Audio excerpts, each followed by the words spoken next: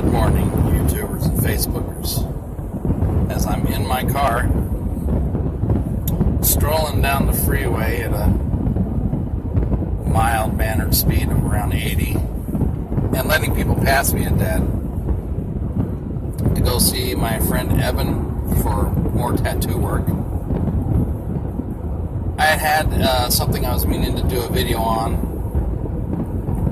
I think I might go into more detail later, but I'm going to kind of synopsize right now.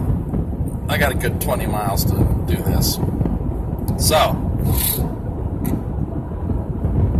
power to size relativity in fish is a subject that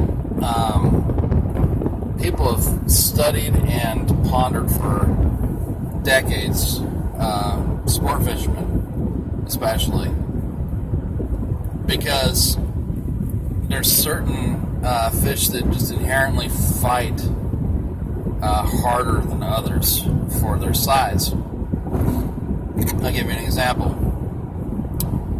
I was watching a thing about 10 years ago on bluegills, and they were saying that, it was marine biologists were saying that on a theoretical level, that because bluegills have the muscle mass that they do for their size, that if a bluegill was the size of a tuna, okay, now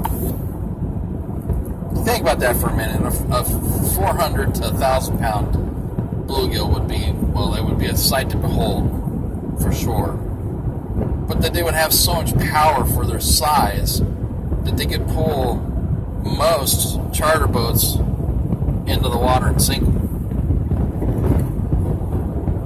Where a tuna, on the other hand, it has density of mass, but not like something as small as a bluegill has. The density of its muscle for its weight and size is much higher.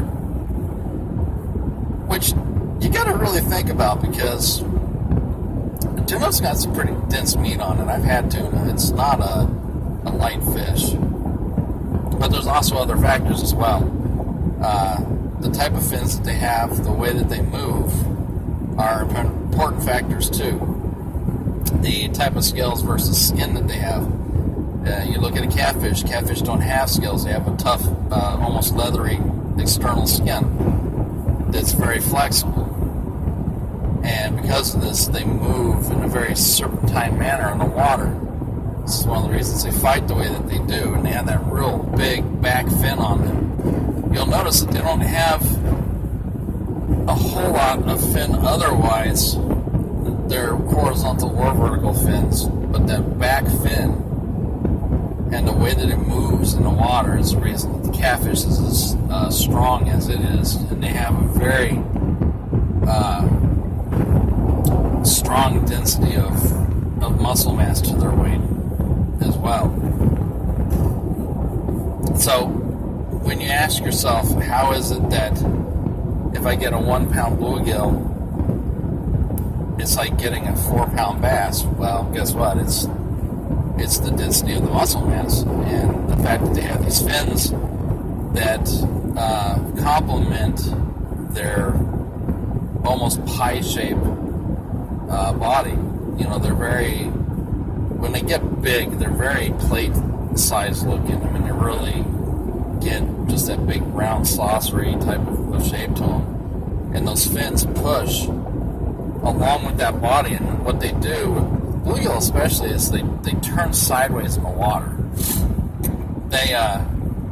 They turn sideways and pull back and turn around, and they just make it a very competitive fight, especially if you're on really light tackle. Man, they can put up a good fight. And the reason I'm giving this background is the video that I'm going to get into when I have the opportunity to next is to talk specifically about why, in my opinion, and it's just my opinion, I think as far as sport fish, and I've fished for most of them, that out of the typical ones that most people fish for in the States, largemouth bass, smallmouth bass, bluegill, red ear sunfish, catfish, carp, I I believe that the largemouth bass is the hardest fighting for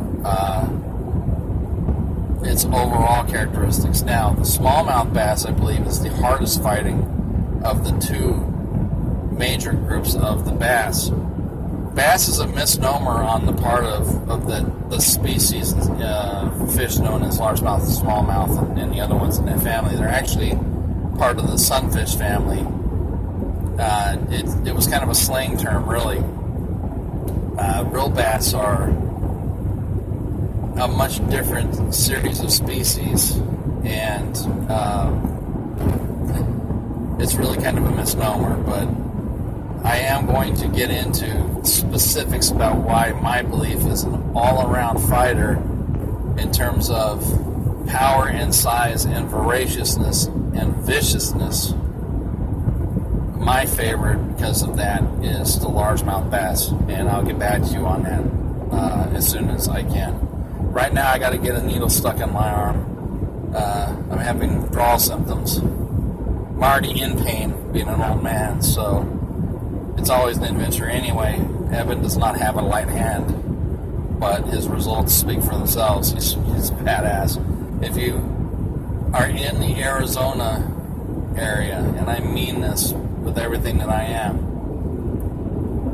and you want to get tattooed by somebody that is very talented and is not tied to a stupid-ass shop with attitude, look up Evan Hackett on Facebook.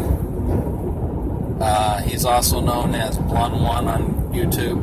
He does music as well. And you can also look him up under 6O Tattoo. He's a very, very cool dude. He's got great artwork. He's very well-rounded, all-around human being. So I'll get that video done as soon as I can, and I will upload it as well as soon as I can.